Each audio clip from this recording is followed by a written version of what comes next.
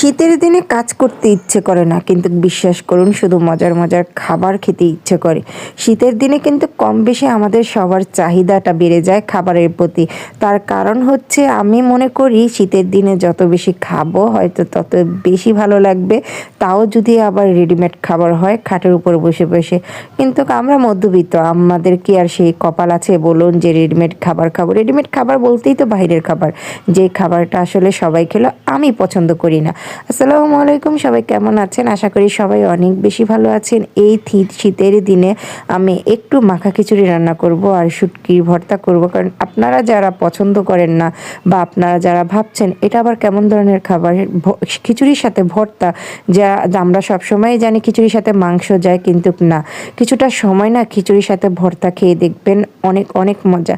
আজকে কিন্তু আমার বাসায় গ্যাস ছিল না, শুক্রবারের দিন আমি আজকে যে আজব খানা রান্না করেছি, আল্লাহ পাক হয়তো আজকে আমার রিজিকে এটা লিখে রেখেছিলেন, কিন্তু এটা আমার অনেক আগের ভিডিও, যে কারণে আমি আজকে এতদিন পরে এডিটিং করছি। দেখুন এখানে আমি খিচুড়িটা বসিয়ে দিয়েছি, কারণ আমি খিচুড়িটা একটু মাখা মাখা খিচুড়ি করব, সবজি খিচুড়ি। আর সবজি খিচুড়ি আমার মতো কে কে পছন্দ করেন কমেন্টস করে যাবেন। শীতের দিনে যদি সবজি খিচুড়ি না হয় তাহলে কি জমে বলুন তো?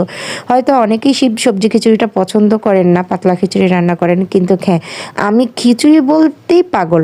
সেটা যেভাবেই রান্না করি না কেন, সবজি দিয়ে রান্না করি বা শুধু ডাল দিয়ে রান্না করি, যেটা দিয়েই হোক। কিন্তু হ্যাঁ, ভুনা খিচুড়িটাতে আমার একটু মুখ মেরে আসে, কিন্তু সবজি খিচুড়িটাতে আমার একটু মুখ মেরে আসে না। দেখুন এখানে আমি শুটকির ভর্তা করছি।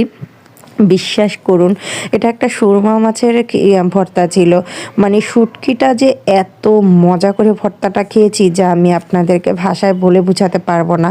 আমি জানি না কক্সবাজার ছাড়া আশেপাশে আমার পরিমাণের মতন আমি শুটকি কিনতে পারবো কিনা। সুরমা শুটকিটা ট্রাই করব, যে আমার এদের এলাকায় যেহেতু নেই, আশেপাশের এলাকায় যদি থাকে অবশ্যই কমেন্টস করবেন। এই শুটকিটা কক্সবাজার থেকে এনেছিল আর অনেক মজা হয়েছে। আরেকটা পাটায় বেটে ভর্তা করেছি এবং আরেকটা লাল মরিচের ভর্তা করেছি। 3 রকমের ভর্তা দিয়ে আমি আজকে আমার এই আয়োজনটা শেষ করেছি। কিন্তু বিশ্বাস করুন আমি যেদিনই এই ভর্তার আইটেমটা করি আমার পাকের রুমের অবস্থা 12টা বেজে যায়।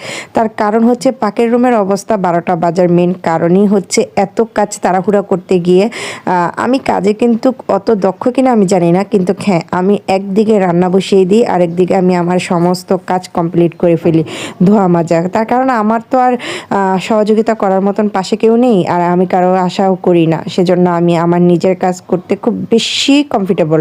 দেখুন ভর্তা দিয়ে খিচুড়িটা এখন দেখে যে লোভ লাগছে, ভাবছি আবার কবে করব। হ্যাঁ, অবশ্যই আবার করে আপনাদের সাথে নিয়ে আসবে। সবাই ভালো থাকবেন আর আমার জন্য দোয়া করবেন। আল্লাহ হাফেজ।